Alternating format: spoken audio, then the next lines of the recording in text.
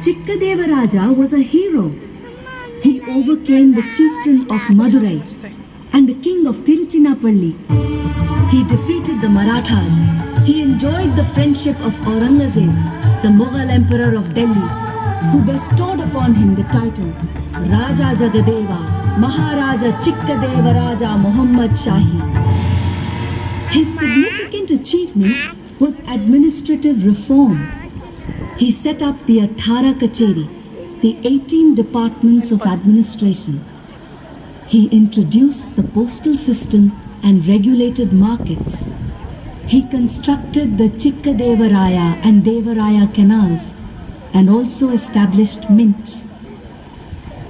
He was the patron of Singararya, who authored the first Kannada play, Mitravinda Govinda. He was also the patron of writers like Tirumalarya, Chikkopadhyaya, Timmarasa, Mallikarjuna, Shringaramma and Sanchi Honnamma. In his work, Apratima Veera Charite, the annals of the incomparable hero, Tirumalarya describes Chikkadevaraja in these terms. Shrimantam Yadushaya Vallabha Padam Bhoja Bringam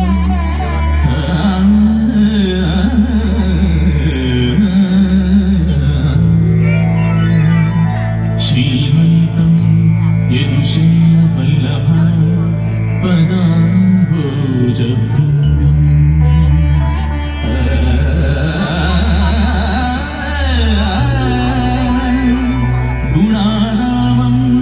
Paschima Gangadhama Nagara E Simhasana Adhishan Uttama Shri Yaduvansha Kalpataru Praudha Pravanam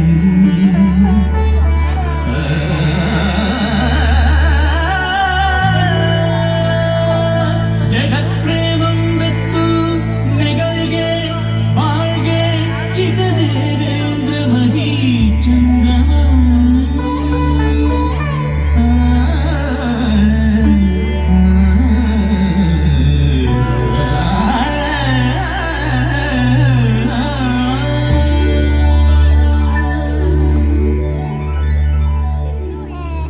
Sanchi Honnamma was a maid in Chikkadevaraja's palace. The proximity of the court poets evoked her own poetic inspiration. She wrote a poem titled Hadibadaya Dharma. One day, Chikkadevaraja was eager to listen to her poem. Honnamma, I hear that between your duties, you write poetry. May we not enjoy the grace of your lyric? Oh, sire, my lyric is but immature. Your court is endowed with stalwart poets of unmatched caliber. I am but a flickering candle before their poetic brilliance. But Tirumalarya himself has praised your poem in my very presence. Come, do present us a selection of your lyric. I am blessed, my lord, to have the praise of a poet like Tirumalarya and the audience of a king such as your majesty. I am truly blessed.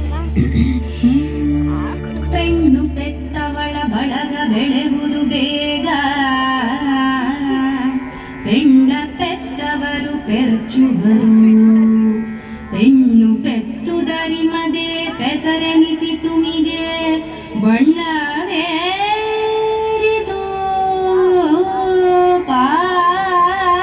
ಪಾಲ್ಗಡಲು. Wise like woman. Woman it is who bears. Weren't all born by one, protected and nurtured by one? Why yet be fools to condemn woman?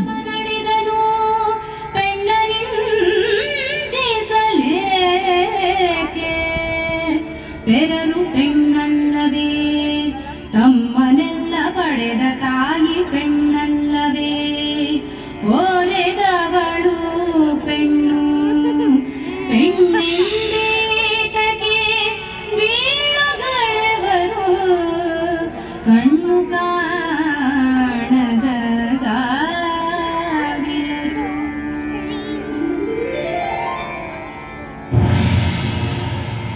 The warrior himself was a poet, a scholar, and an accomplished player of the veena.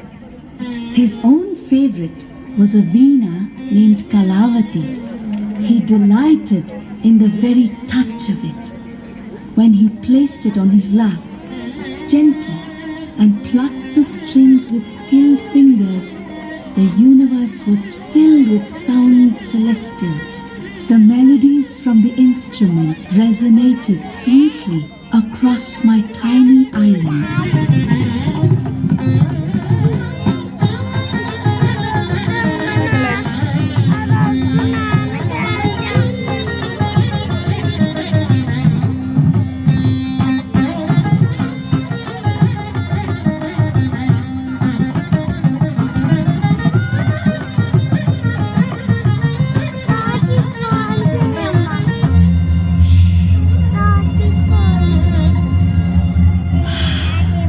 Mother, you pause.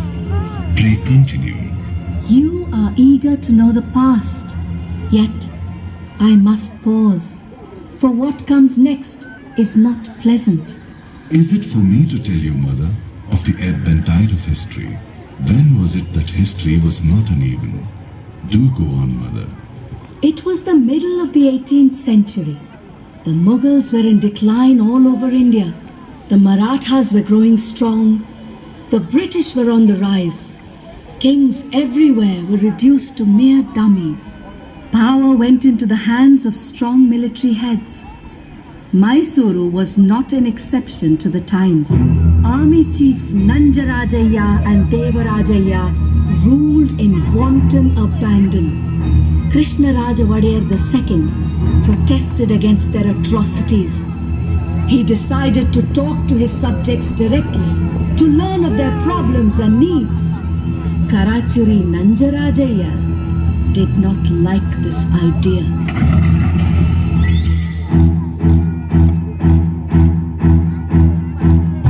Your Highness, your delicate little body will not withstand the rigors of heat and dust. We have taken much care, beyond your own, to nurture your gentle self without exposing it to undue hardship, to keep your royal person in robust health. Your royal self and the Mysore kingdom are like our own two eyes. It is by the grace of Lord Ranganatha that your royal self is not in peril as yet. So desist from inviting it upon yourself.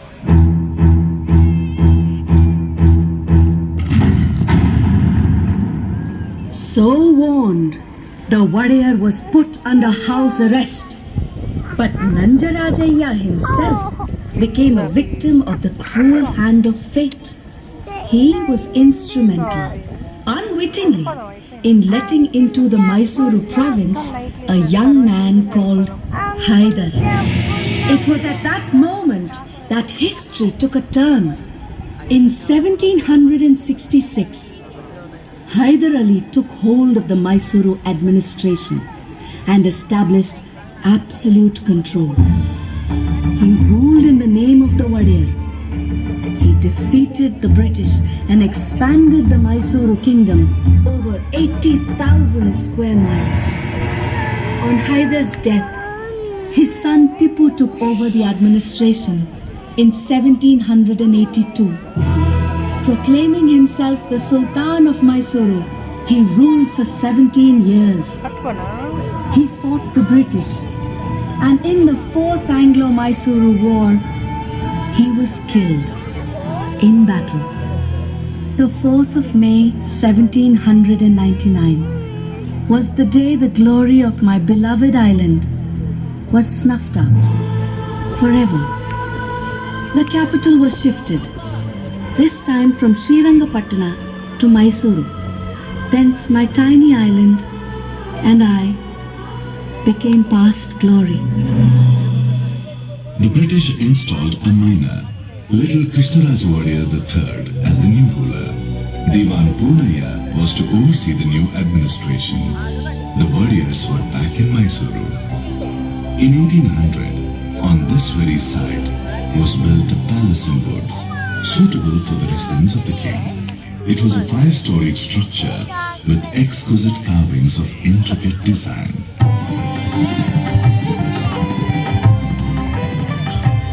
Krishnaraja Wadiyar III was the epitome of the arts. He was a patron of poetry, music and literature. He himself wrote over 20 celebrated works. In his famous work, Sri Tattvanidhi, are descriptions of 35 ancient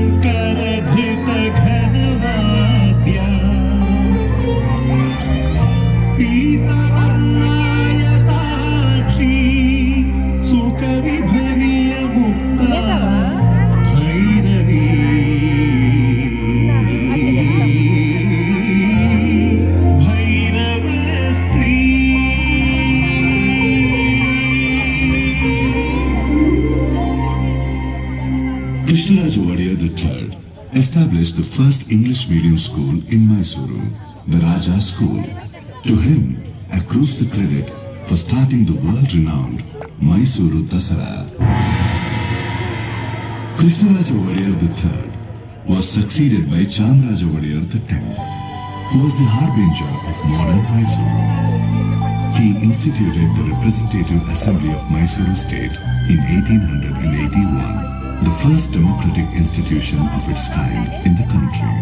It was during his reign that the Kolar goldfields, the railroads of Mysuru-Bengaluru and Bengaluru-Tipturu and the Mysuru Zoo were established.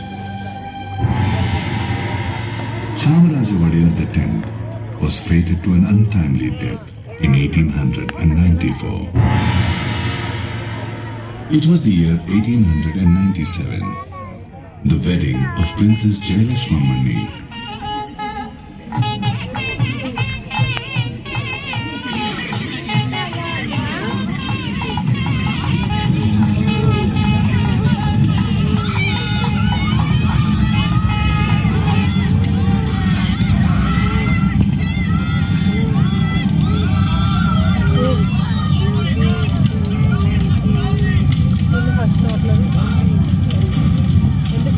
The flame rose higher and higher to consume the solid dry wood. The wooden palace turned into ashes.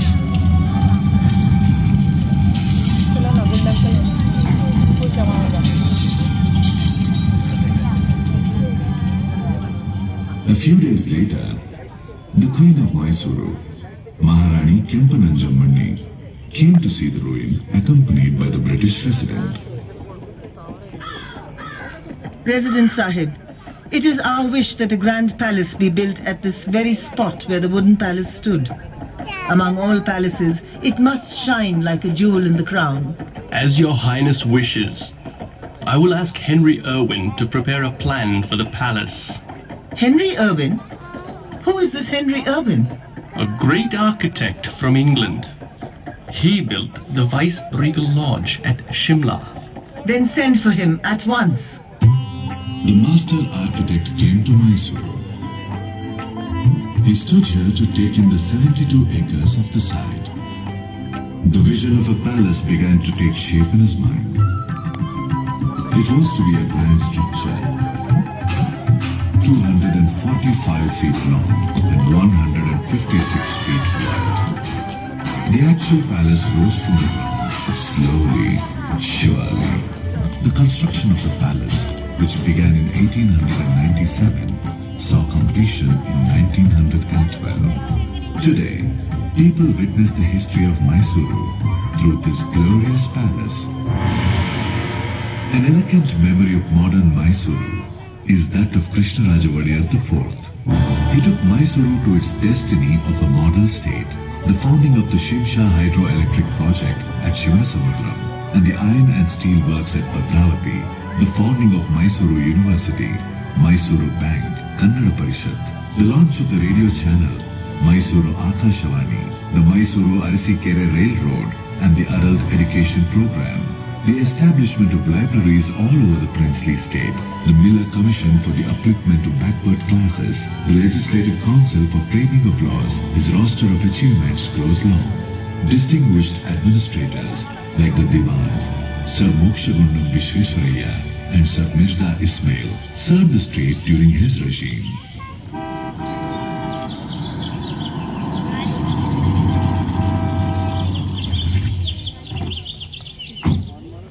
Attention! His Royal Highness Savadhan! Your Highness, Sri Vishweswaraya awaits your kind audience. Vishweswaraya, please come. We are apprised of your scheme.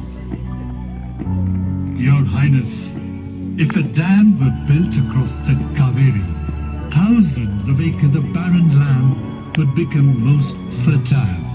The lives of the poor would be flooded with wealth. We do appreciate your genius. A scheme of such noble ambition will indeed have our ready support. Please proceed. I'm most grateful to Your Highness.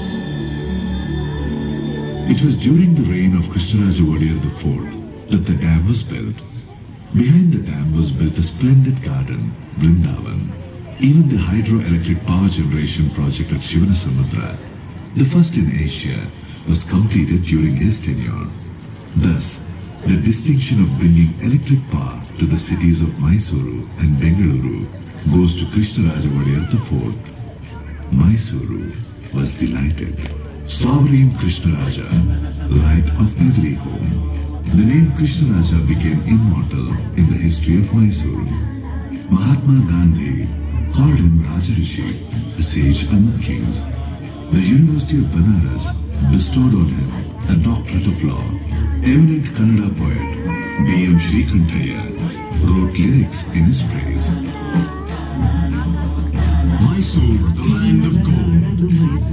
Mysore, sanctum of the sandal. Mysore, gloried by the Veena. This Mysore of Krishnaraja IV. Nanmadi Krishnara Mysore, ಬೆಳೆಯುವ ನಾಡದು ಮೈಸೂರು, ಇಳೆಯ ಮಾದರಿ Mysuru, ಕನ್ನಡಿಗನ ಸಿರದು Mysuru, Nalmadi ಕೃಷ್ಣರ Mysuru.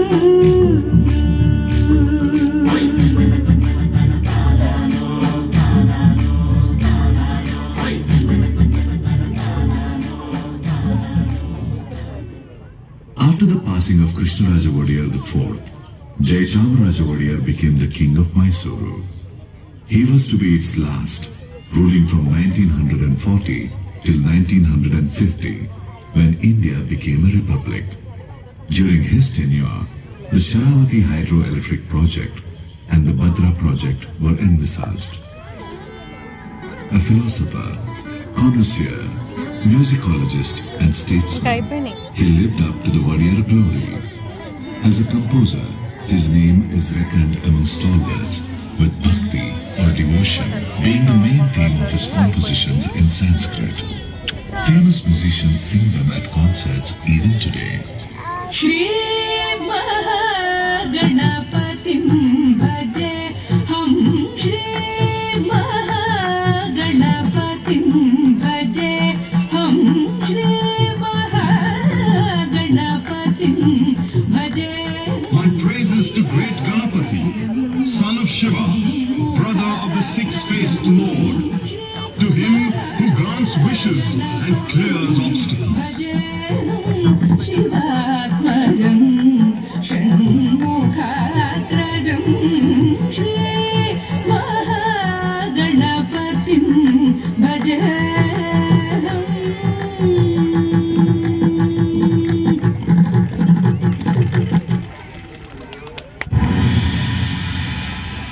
Jayachamaraja Wadiyar breathed his last on September 23rd, 1974. The royal dynasty is now past, but it has left behind this breathtaking palace and the undying legacy of fine taste it cultivated among the people. The royal tradition manifests itself every year in the great Dasara festivities. In today's Dasara, now observed as a people's festival, we carry Goddess Bhuvaneshwari, the deity of the land, in a grand procession. All of Mysore rejoices in this festival of enlightenment. We cleanse ourselves in the holy Kaveri and fill our eyes with Mother Chamundi.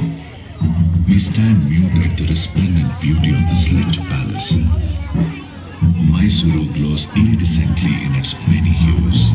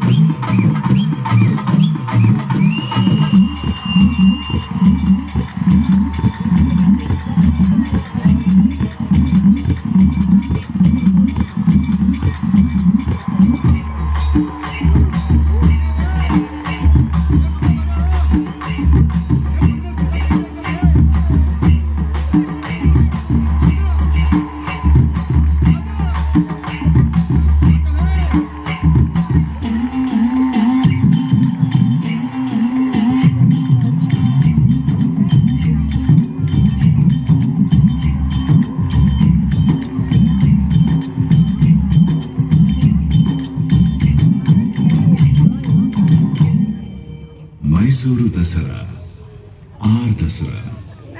It brings tradition alive year after year. This tradition will live forever. Welcome to Mysore. Now, here, forever.